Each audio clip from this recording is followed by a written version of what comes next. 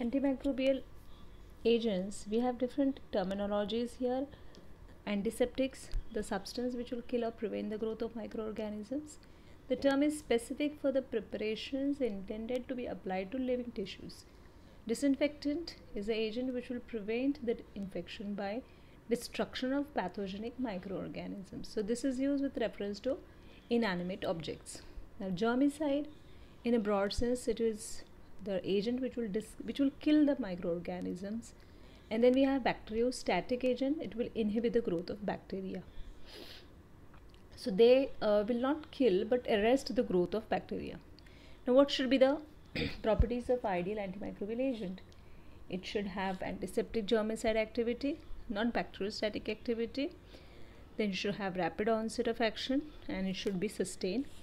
Good therapeutic index, should not produce local or should not interfere with body defenses, and should show no systemic toxicity. And in general, should have a broad spectrum of antibacterial activity against protozoa viruses. And let us see the mechanism by which the antimicrobial agents act. It's either one of the three mechanisms. One is oxidation, second is halogenation, third one is protein precipitation. Oxidation mechanism, here these agents belong to the class of peroxides, oxyacids, oxygen liberating compounds like permanganate and oxohalogen anions. They act by protein containing sulfhydryl group and oxidize the free sulfhydryl to disulfide bridge and inactivates its function. Halogenation, the compound which liberate chlorine or hypochlorite or iodine act by this mechanism.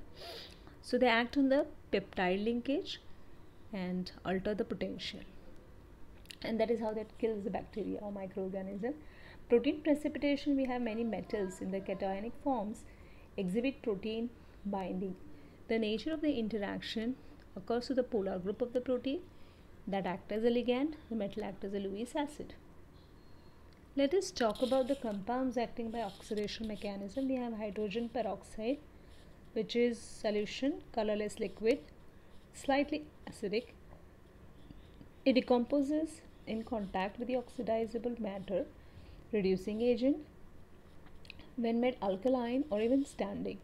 So H2O2 decomposes to H2 and O2. So hydrogen peroxide acts as oxidizing agent or reducing agent depending upon the chemical environment.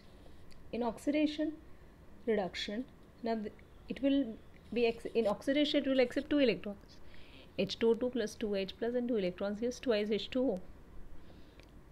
Now if we see the assay, it is acid by oxidation reduction by permanganate method.